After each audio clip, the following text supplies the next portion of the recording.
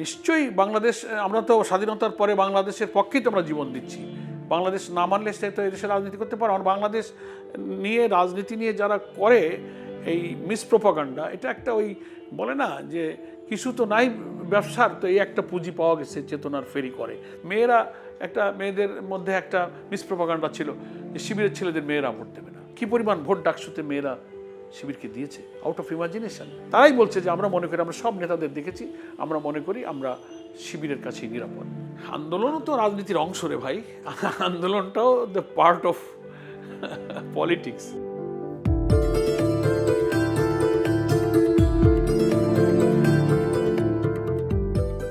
Channel one নিউজের সাক্ষাৎকারে আপনাদের স্বাগত জানাচ্ছি। আমি মনির মিল্লাত।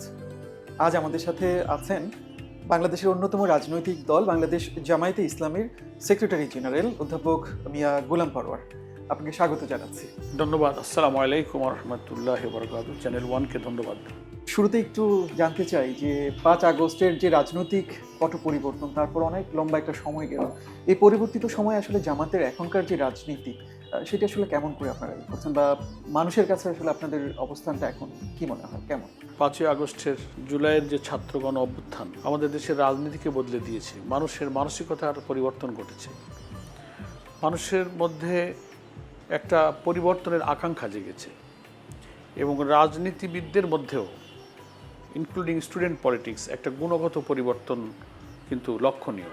স্বাধীনতার 54 বছরে রাজনীতিবিদদের যে মেজাজ, যে চরিত্র, যে আদর্শ, বিভিন্ন দলগুলোর মধ্যে যে পরমত সহিষ্ণুতার অভাব ছিল, সহিংসতা ছিল, অরাজনৈতিক যে একটা সংস্কৃতির বাজে ধারায় আমাদের পলিটিক্সটা চলে যাচ্ছিল, সেখান থেকে যেন 5ই আগস্ট ব্যাক করতেছে, আমরা সে আলামত পাচ্ছি।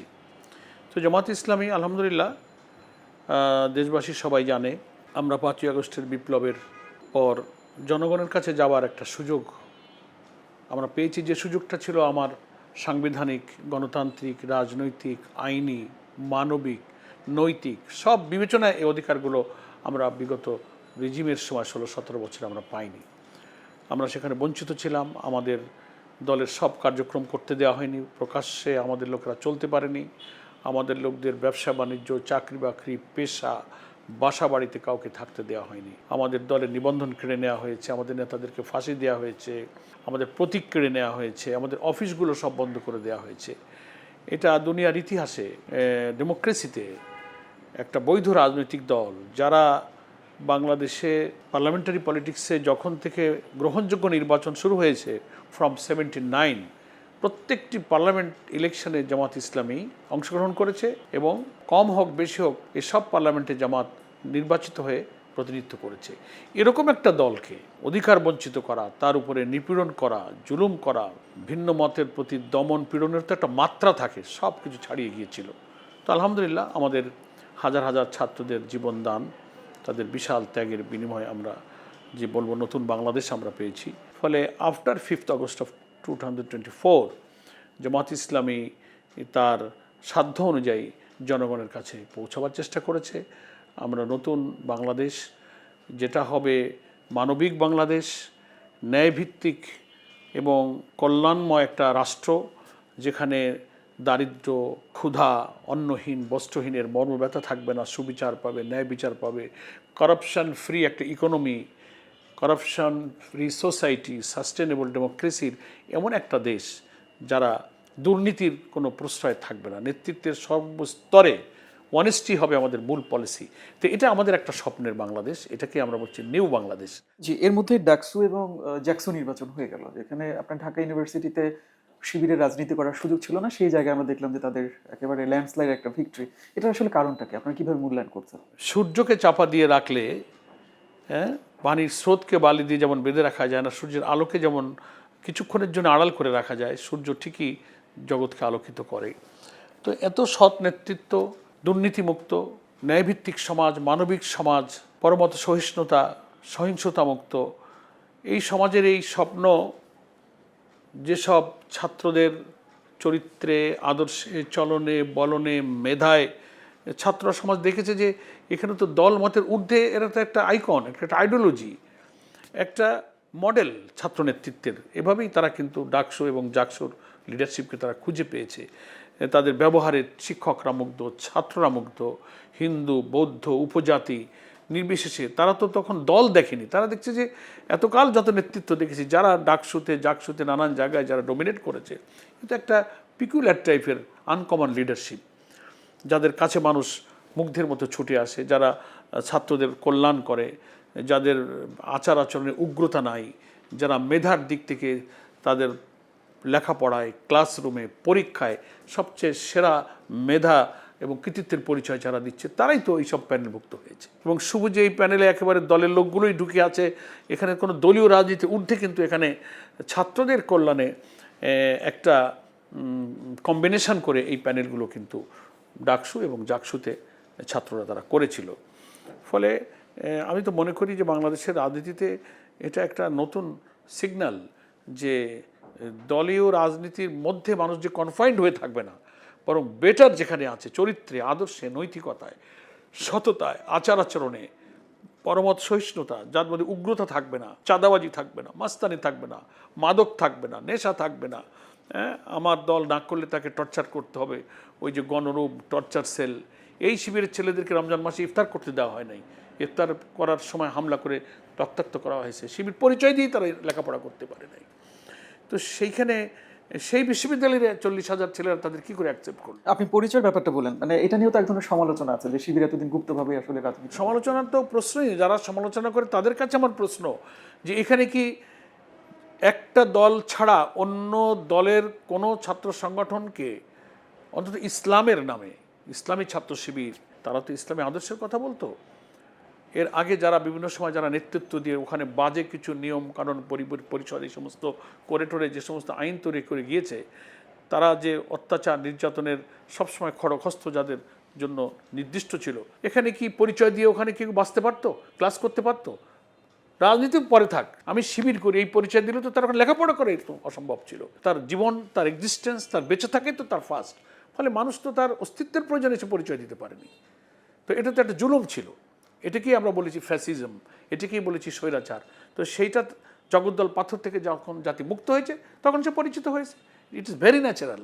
এখানে সমালোচকদেরই বুঝতে হবে যে উনি যদি এরকম আক্রোশের মুখে পড়তেন তো উনি তো হয় লেখাপড়া ছেড়ে বাড়ি চলে যেতে হতো। আবরারের মতো লোককে, বুয়েটের মেধাবী ছাত্র, একটু নামাজি, একটু ইয়াং ছেলে, দাঁড়িয়ে আছে, নামাজ পড়ে, শিবির সন্দেহ করে ছেলেকে মেরেই ফেললো।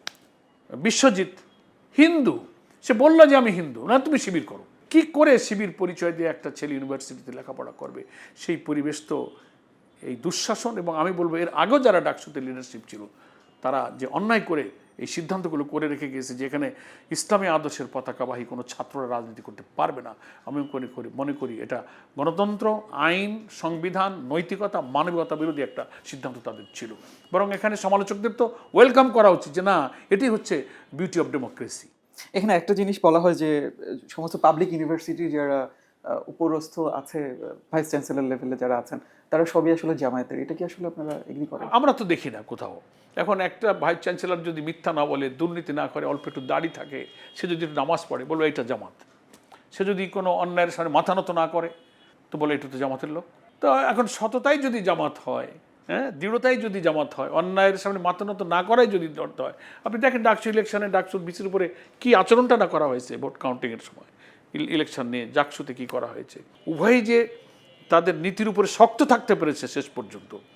তো এই দৃঢ়তাকেই যদি আপনি বলেন জামাত ট্যাগ লাগাই দেন, অথচ আমরা তো জানি যে জাহাঙ্গীরনগরের বিসি তো একবার বিএনপির পোর্টফোলিওধারী একটা সংগঠনের সাথে আছে, তাও বলে ওটা জামাত করেছে। তো এখন ভিসি একটা দলের হবে, তা প্রক্টররা একটা দলের হবে, তারপরে ওখানে সব দলের আছে, তারপরেও বলবে যে না ও সব জামাত হয়ে গেছে। সামনে চট্টগ্রাম আর রাজশাহী বিশ্ববিদ্যালয় ছাত্র সংসদ নির্বাচন, কি মনে হয় একটু যদি মূল্যায়ন করেন? মানে ছাত্র দলের আসলে ভরাডুবি আমরা দেখলাম, এটা আপনার দল থেকে কিভাবে মূল্যায়ন? বুঝতে পারছি, আমরা আশাবাদী, we are hopeful regarding Chaksu and RUCSU.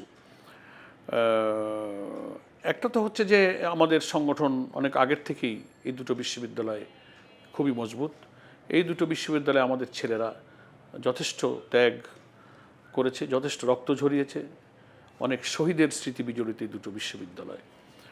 এবং সংগঠন এখানে তৃণমূলে সবসময় মজবুত ছিল। এখানেও প্রচুর অকথ্য জুলুম নির্যাতন এদেরকে উঠে দাঁড়াতে দেওয়া হয়নি। ডাকসু আর জাকসুর ইলেকশনের পরে যে ইতিবাচক প্রভাব রাজনীতিতে ছাত্র রাজনীতিতে এসেছে, এটা একটা প্রভাব তো দুই বিশ্ববিদ্যালয় ইনশাআল্লাহ পড়বে। গোটা জাতির মধ্যে তারা খুঁজছে যে কোন ছেলেটা চরিত্রবান, মেধাকী। রাজনীতির চেয়ে তাদের কাছে বড় হয়েছে যে ছেলেটা বিশ্ববিদ্যালয়ে পড়ে, সে মিথ্যা বলবে না, নেশা করবে না, সে বড়কে সম্মান করবে, শিক্ষককে সম্মান করবে, চাঁদাবাজি করবে না, মস্তানি করবে না, চোখ রাঙিয়ে কথা বলবে না, উগ্রতা দেখাবে না। এগুলোই কিন্তু ছেলেমেয়েরা বেশি পছন্দ করে। তারপরে ইফটিজিং করা, মেয়েদের সাথে দুর্ব্যবহার করা, ধর্ষণ করা, হ্যাঁ, এই যে সমস্ত অপকর্মগুলো হচ্ছে ইউনিভার্সিটিতে, এগুলো কাদের মধ্যে নাই? তো এই সব পরীক্ষায় তো এরা আলটিমেটলি, হ্যাঁ, মানুষ ভুল ত্রুটির ঊর্ধ্বে কেউ না। আমি আপনি কথা বলছি, আমরা কি ভুলের ঊর্ধ্বে? নো। তো তারা সমস্ত ছাত্র সংগঠনের মধ্যে কম্পেয়ার করে দেখেছে যে রাজনীতি বাম ডান এটা সেটা বিএনপি আওয়ামী লীগ সব বাদ দিলাম, হিউম্যান বিং মানুষ হিসেবে কার মধ্যে আদর্শ আছে, চরিত্র আছে, কার কাছে মানুষ সবচেয়ে সেফ থাকবে। মেয়েরা, একটা মেয়েদের মধ্যে একটা মিসপ্রোপাগান্ডা ছিল যে শিবিরের ছেলেদের মেয়েরা ভোট দেবে না। কী পরিমাণ ভোট ডাকসুতে মেয়েরা শিবিরকে দিয়েছে, আউট অফ ইমাজিনেশন। তারাই বলছে যে আমরা মনে করি, আমরা সব নেতাদের দেখেছি, আমরা মনে করি আমরা শিবিরের কাছেই নিরাপদ। আসলে জামায়াতের প্রসঙ্গ যখন আসে তখন এই কথাগুলো কেন আসে যে নারীরা আসলে জামায়াত যদি ক্ষমতায় আসে সেক্ষেত্রে নিরাপদ নয়? ইসলাম সম্পর্কে যে পরিষ্কার ধারণা নেই। তারা মনে করে কি ইসলাম মানে হচ্ছে ঘর থেকে বের না হওয়া, ইসলাম মানে হচ্ছে মেয়েদেরকে ঘরে ঢোকায় দাও, এরা হাটে যাবে না, বাজারে যাবে না, ইউনিভার্সিটিতে যাবে না, ডাক্তারি করবে না, ইঞ্জিনিয়ার হবে না। মানে এম্পাওয়ারমেন্ট অফ উইমেন্স সম্পর্কে ওয়েস্টার্ন দেশগুলোতে যে ধারণা দেওয়া হইতেছে, এখানেই একটা বলে না ইসলামোফোবিয়া যেটাকে বলা হয় ওয়েস্টার্ন কান্ট্রি থেকে, যে ইসলামকে কোণঠাসা করে রাখার জন্য, ইসলামের আদর্শটাকে মানুষের কাছে মানে অগ্রহণযোগ্য, এটা আর চলে না, এটা ব্যাকডেটেড, এ যুগে চলে না, এটা মধ্যযুগীয় আদর্শ, নানান ট্যাগ দিয়ে একটা পরিবেশ, একটা আতঙ্ক তৈরি করে রাখা হয়েছিল। কিন্তু আসলে ইসলাম তা নয়। আমাদের মেয়েরা তারা উচ্চশিক্ষায় শিক্ষিত হচ্ছে, ইউনিভার্সিটির টিচার প্রফেসর, তারা রাজনীতি করছে। আমাদের জামাত ইসলামীতে আপনার কমিটির কেন্দ্র থেকে তৃণমূল পর্যন্ত প্রায় 43% লিডারশিপ হচ্ছে আমাদের নারীরা। আমাদের ছাত্রীদের মধ্যে যারা সংগঠন করে তারা উচ্চশিক্ষিত হচ্ছে, লেখাপড়া করছে, ইউনিভার্সিটির প্রফেসর আছে, ডাক্তার আছে, ইঞ্জিনিয়ার আছে।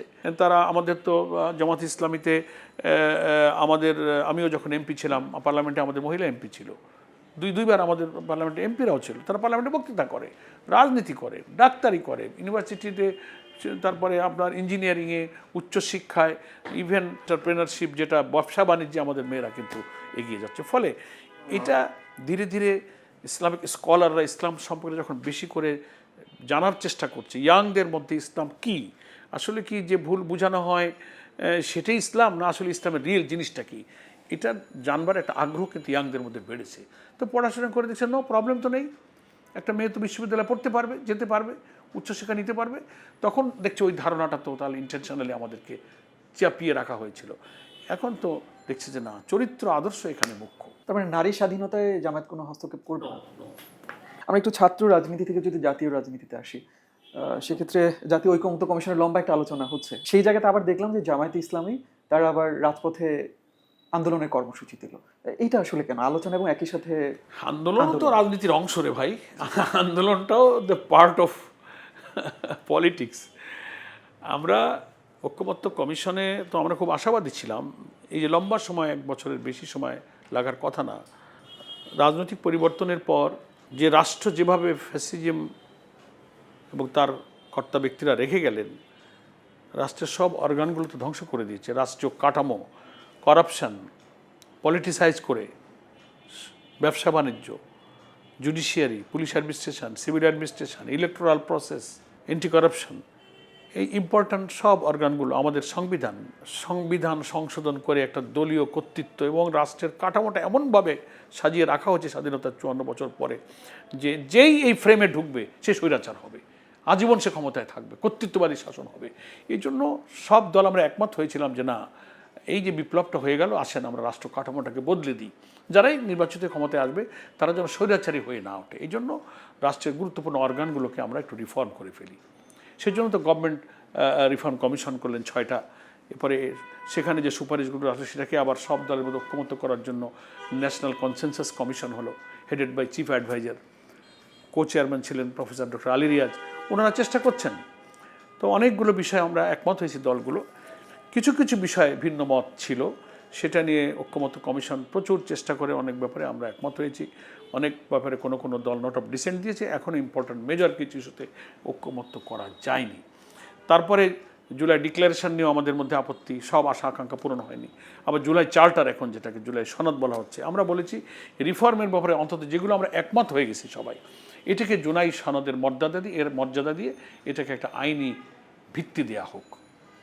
সে আইনি ভিত্তি কীভাবে দেওয়া হবে, সে পথপন্থাগুলো আমরা জামাত ইসলামের পক্ষ থেকে, অন্য অন্য দলের পক্ষ থেকেও যারা যেভাবে বেটার মনে করেছেন তারা সাজেস্ট করেছেন। আমরা বলেছি অর্ডিন্যান্সের মাধ্যমে হতে পারে, প্রেসিডেন্সিয়াল প্রক্লেমেশনের মাধ্যমে হতে পারে, আমরা বলেছি স্পেশাল কনস্টিটিউশনাল ওয়ার্ডার হতে পারে, প্রভিশনাল কনস্টিটিউশন ওয়ার্ডার হতে পারে, রেফারেন্ডাম, গণভোট, মেনি অপশান ইজ দেয়ার। যে কোনো একটা পথে একটা আইনি ভিত্তি দিতে হবে এবং তার ভিত্তিতে কামিং ইলেকশনটা হতে হবে, একবার যেটা ফেব্রুয়ারিতে হবে।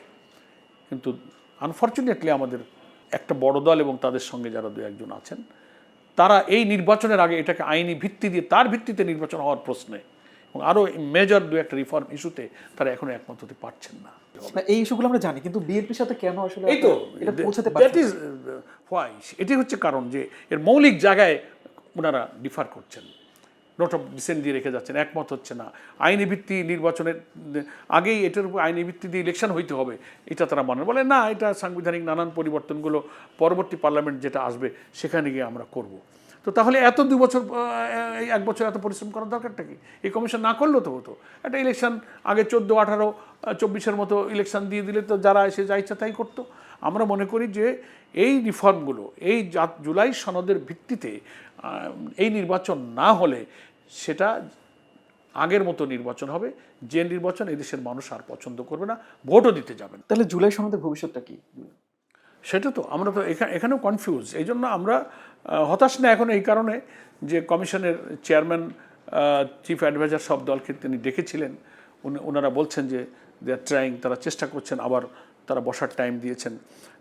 আমরা আশা করি যে আলোচনার ভিত্তিতে একটু কম্প্রোমাইজ, স্যাক্রিফাইস, কেউ একটু ছাড় দেবে, কোনো একটা জায়গায় শক্ত হয়ে যেন কেউ না থাকুক।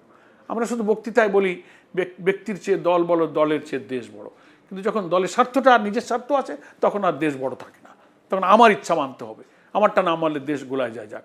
এই জায়গা থেকে এসে স্যাক্রিফাইস, কম্প্রোমাইজ যদি আমরা করি, আমার মনে হয় যে আমরা যে দাবিগুলো করছি একটা জায়গায় আমরা সব দল একত্রিত হতে পারবো এবং তার ভিত্তিতেই ফেব্রুয়ারি 3 সালে নির্বাচন হবে। পিআর ছাড়া কি জামায়াত নির্বাচনে যাবে? না, আমরা দাবি করব, দাবি আদায় করব এবং ইনশাল্লাহ আমরা আশা করি যে আমাদের দাবি আদায় হবে এবং আমরা নির্বাচনে যাব।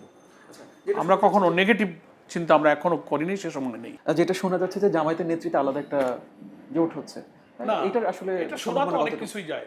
মানে সংস্কার কমিশনের কিছু ইস্যুতে যে সমস্ত দলগুলো একমত হয়েছে, আমরা কয়েকটা দল, আমরা এই দাবিগুলো আদায় করার জন্য কিছু কর্মসূচি দিতে আমরা একমত হয়েছি। এটাকে আমরা এক্ষুনি যুগপথ বলছি না, আমরা জোট কথাটাও বলছি না, তবে কর্মসূচির ব্যাপারে আমরা একটা ঐক্যমত্য আমাদের মধ্যে এসছে। এই জন্য আমরা সাংবাদিক সম্মেলন করে 15 তারিখে, কেউ একদিন আগে করেছে, একই দফা একই কর্মসূচি আমরা দিয়ে আন্দোলন করছি। আন্দোলন মধ্যে সেটা নিয়মতান্ত্রিক আন্দোলন, আন্দোলন মধ্যে আগের আওয়ামী লীগের যন্ত্রণায় দেশে যা হয়েছে তা না, আমরা কনস্ট্রাকটিভ মুভমেন্ট করব।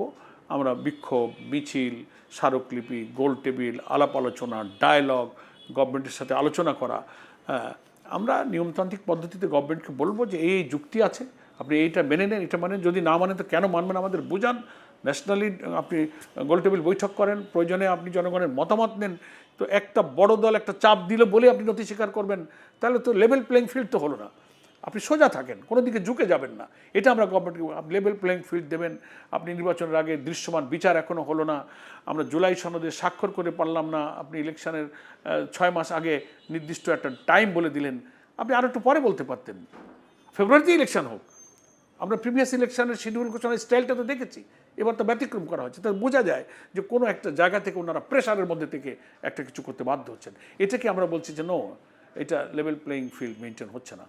সরকারকে, ইলেকশন কমিশনকে আমরা সোজা থাকতে বলছি। এবার বড় একটা ইস্যু যে ইসলামী যে ভোটগুলো রয়েছে, বলা হচ্ছে ইসলামী দলগুলোর ভোট সব এক বক্সে নিয়ে আসতে হবে এবং সেই জায়গাতে জামায়াতের নেতৃত্ব দেওয়ার এক ধরনের অদূর ভবিষ্যতে কি আসলে এই ধরনের জোটের কোনো সম্ভাবনা আছে? এবং এনসিপির ব্যাপারে আপনাদের অবস্থান? না, সম্ভাবনা তো উড়িয়ে দেওয়া যায় না। অনেক দলই মনে করছে যে আমরা যারা এখানে কোরআনের বিধানের যে সুফল, যে কল্যাণের ভিত্তিতে একটা রাষ্ট্র হলেই মানুষ, হিন্দু মুসলিম নারী পুরুষ সব ভালো থাকবে, সেটা তো আজও আমরা ইমপ্লিমেন্টেশন হতে দেখলাম না। সেজন্য ইসলামপন্থীদের মধ্যে একটা আকাঙ্ক্ষা জেগেছে যে ঠিক আছে, আমরা নিজেদের মধ্যে জোট না হোক, একটা মিউচুয়াল আন্ডারস্ট্যান্ডিং আমরা অন্তত ইলেকশনটা করি। সেটা এখনও সময় আছে, পলিটিক্সে তো অনেক মেরুকরণ হবে, এরকম একটা আলোচনা তো ইসলামিক দল, বিভিন্ন দেশপ্রেমিক দলের মধ্যে আছে। এনসিপিরও সাথেও এই সমস্ত রিফর্ম ইস্যুতে অনেক ব্যাপারে আমাদের মিল আছে, সেই কারণে তাদের সাথে আমাদের আলোচনা যোগাযোগ আছে। আমরা তো এখনও কোনো জোট, অনেকে বলছে, কিন্তু আসলে জোট বলতে যেটা বোঝায়, এরকম জোটের কোনো কাঠামোগত কোনো রূপ আমাদের মধ্যে হয়নি। ইভেন আমরা যুগপথ বলি না, আমরা কর্মসূচির মিল থাকার কারণে একসাথে কিছু প্রোগ্রাম থ্রো করেছি। বিএনপির সাথে আপনার লম্বা সময় আন্দোলন ছিলেন, সংগ্রাম করেছেন সরকার বিরোধী, কিন্তু এখন বিএনপির সাথে এক ধরনের দূরত্ব তৈরি। এই তো এইসব কারণ যে আপনি একটা ব্যাপারে রিজিড থাকবেন। আমরা এটাকে দ্বন্দ্ব বলি না, বিরোধ বলি না, এটাকে আমরা বলি ডিফারেন্স অফ ওপিনিয়ন, মত পার্থক্য। আপনি দল আলাদা হলে তো মত আলাদা হবেই, তো এটাতে আমরা কোনো দোষণীয় মনে করি না। That is the beauty of democracy, গণতন্ত্রের সৌন্দর্য থাকবেই। দল মত সব যদি এক হয়, কারো ভিন্ন মত থাকবে না, ওটার নাম তো বাকশাল, তাহলে দেশে বাকশাল হয়ে যাবে। আওয়ামী লীগ আসলে শেষ পর্যন্ত আমাদের অবস্থানের সাথে তো এটা নির্ভর করে না। সরকার তার ব্যাপারে যে সিদ্ধান্ত নিয়েছে, জনগণ উইল ডিসাইড। হ্যাঁ, পার্টি হিসেবে আমরা, সরকার যে সিদ্ধান্ত নিয়েছে, দেশের কল্যাণে, আইন শৃঙ্খলার প্রয়োজনে, গণতন্ত্রের প্রয়োজনে সরকার যে সিদ্ধান্ত নিয়েছে, সরকার তো বলছে জনগণের আকাঙ্ক্ষা অনুযায়ী তারা এটা করেছে, এটা সরকার এবং জনগণের বিষয়। পার্টি হিসেবে আমরা তো কিছু বলিনি ব্যাপার। আপনাদের নিজস্ব কোনো বক্তব্য আছে না, এখন এই মুহূর্তে পারবে না। না, আইন যা আছে তাতে তো ওনারা পারছেন না। তাদের তো দলীয় কার্যক্রম নিষিদ্ধ, এবং ইলেকশন কমিশনও আইন কানুন পরীক্ষা করে বলেছে যে তারা পার্টিসিপেট করতে পারবে না। তো ফলে আইন বলে দিলে তো সেটাই হবে, এটা দলীয় বক্তব্যের তো কোনো প্রয়োজন নেই। আমার শেষ প্রশ্ন, ৭১ প্রশ্নে বলা হচ্ছে জামায়াতের অবস্থান বদলেছে, আপনি একটু যদি বলেন। না, আমরা এই ব্যাপারে নতুন কোনো কথা বলিনি। এটা মিডিয়ায় অনেক কথা লিখতেছে, এখন আমাদের নতুন কোনো কথা এই প্রশ্নে এক্ষুনি আমাদের নেই। পত্রিকায় তো অনেক কথা বলবো। অবস্থানটা আমরা যেভাবে চলছি সেভাবেই চলছে, আমাদের নতুন কোনো বক্তব্য নেই। এ নিয়ে আমরা প্রচুর বক্তব্য দিয়েছি, আমাদের সিনিয়র নেতা। সবসময় আমরা দেখলাম যে শিবির হচ্ছে আপনার শিবিরের নতুন হ্যাঁ, নেতৃত্ব, সেটা যেতে পারে, তারা রায়েরবাজারে তারা গিয়েছেন। ছাত্র আন্দোলন, তার মানে কি আপনার মুক্তিযুদ্ধ এই বিষয়গুলোকে মেনেই আবার রাজনীতিটা করছেন? নিশ্চয়ই বাংলাদেশ, আমরা তো স্বাধীনতার পরে বাংলাদেশের পক্ষেই তো আমরা জীবন দিচ্ছি। বাংলাদেশ না মানলে সে তো এদেশে রাজনীতি করতে পারে। আর বাংলাদেশ নিয়ে, রাজনীতি নিয়ে যারা করে এই মিসপ্রোপাগান্ডা, এটা একটা ওই বলে না যে কিছু তো নাই ব্যবসার, তো এই একটা পুঁজি পাওয়া গেছে, চেতনার ফেরি করে। তো সেই চেতনার ফেরি করতে গিয়ে তো মুক্তিযুদ্ধেরই তারা অবমাননা করেছেন। স্বাধীন বাংলাদেশে জামাত ইসলামী, ইসলামী ছাত্র শিবির কখনো স্বাধীনতার বিপক্ষে কোনো ভূমিকা রাখেনি।